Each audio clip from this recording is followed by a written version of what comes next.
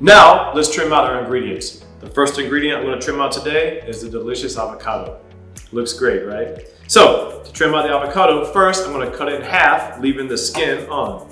So using our knife, just cut around this way lengthwise,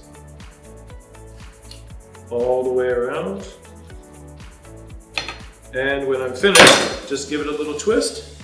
Look how easy that is, right? Now, what I want to do is I want to remove the seed from this half of the avocado. So I'm going to take the spoon, placing my thumb on top, and move it around just a little bit just to dig out that seed. And pop that seed right on out. Here we go. Now, next, I'm going to use the same spoon to separate the avocado from the peel.